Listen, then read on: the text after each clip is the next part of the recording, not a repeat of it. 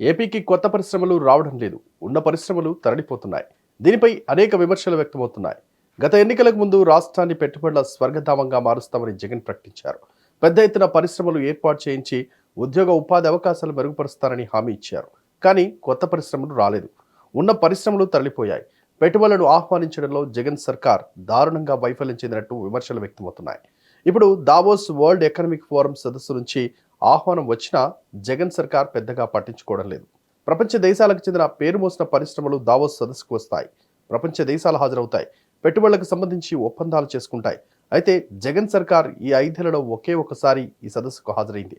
2022లో జగన్ ప్రత్యేక విమానంలో దావోస్ వెళ్లారు. అయితే లండన్లో ఉన్న తన కుమార్తెలను చూసేందుకు అప్పట్లో ఈ ట్రిప్ ప్లాన్ చేశారని అప్పట్లో విమర్శలు వ్యక్తమయ్యాయి. అప్పుడు కూడా తన స్నేహితుడు అదానీ అస్మదీయ కంపెనీ షిరిడి సాయి ఎలక్ట్రికల్స్తో ఒప్పందాలకు మాత్రమే పరిమితమయ్యారు. అంతదానికి దావోస్ వరకు వెళ్లాలా అన్న ప్రశ్న ఉత్పన్నమైంది. విపక్షాలు సైతం టార్గెట్ చేసుకున్నాయి. గత సంవత్సరం దావోస్ సదస్సుకు ఏపీ ప్రభుత్వానికి ప్రత్యేకంగా ఆహ్వానం అందింది. అయితే దావోస్లో విపరీతంగా చలి ఉండడం వల్ల అక్కడకు వెళ్లలేకపోతున్నామని పరిశ్రమలు, ఐటీ శాఖ మంత్రి గుడివాడ అమర్నాథ్ చెప్పుకొచ్చారు. -14 డిగ్రీల ఎముకలు కొరికే చలిలో స్నానం చేయడం కష్టమని బదులిచ్చారు. దీనిపై విస్మయం వ్యక్తమైంది. మంత్రి తీరుపై విమర్శలు వ్యక్తమయ్యాయి. మంత్రి అమర్నాథ్ కామెంట్స్ సోషల్ మీడియాలో వైరల్ అయ్యాయి. ఇప్పుడు అదే మంత్రి అమర్నాథ్ టికెట్ వివాదంలో ఉన్నారు. ఇటీవల ఆయనను అనకాపల్లి ఇన్ఛార్జ్ బాధ్యతల నుంచి తప్పించారు. కొత్తగా ఇన్ఛార్జిగా నియమించలేదు.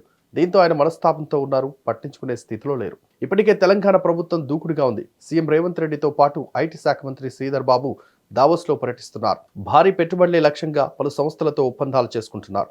కానీ ఏపీ సీఎం జగన్ మాత్రం దావోస్ సదస్సుపై నోరు విప్పడం లేదు. తెలంగాణ కంటే ఏపీలో భిన్నమైన వాతావరణం కనిపిస్తోంది. ఏపీలో పెట్టుబడులు పెట్టేందుకు స్వదేశీ పారిశ్రామిక సంస్థలు ఉత్సాహం చూపడం లేదు. విశాఖలో వ్యాపారాలు చేయలేనని వైసీపీ ఎంపీ ఎంవీవీ సత్యనారాయణ ప్రకటించారంటే పరిస్థితి ఏ స్థాయిలో ఉందో అర్థమవుతుంది. గత 5 సంవత్సరాలుగా పరిశ్రమల జాడలేదు. కనీసం పారిశ్రామికవేత్తలను ఆకర్షించాలన్న ప్రయత్నం జరగలేదు. దీంతో ఏపీలో నిరుద్యోగం పెరిగింది. ఉద్యోగ ఉపాధి అవకాశాలు లేకుండా పోయాయి. జగన్ దీనికి మూల్యం చెల్లించుకోక తప్పదని కమెంట్స్ వినిపిస్తున్నాయి. ఈ వీడియో కనుక నచ్చినట్లయితే please like and share, subscribe. Hit TV presents like, share, comment. TV వాళ్ళకు కూడా నేను ఒక సర్ప్రైజ్ ఇద్దాం అనుకుంటున్నాను. మీరు మాత్రమే జెస్సీ ఎందుకు అయ్యారు? ఇలాంటి అమ్మాయిలకి పిలవడానికి బాగుంటుంది. చందు సాయికి like you and have a జనాలకి ఒక పేరు నచ్చిందంటే దీనికి ఒక ప్రాసెస్ ఉంటుంది. ఎందుకు ప్రాసెస్ డైరెక్ట్గా వెళ్ళిపోదాం. ఏదైనా ఒకటి మర్చిపోయినావా నువ్వు? ఏం మర్చిపోయావు?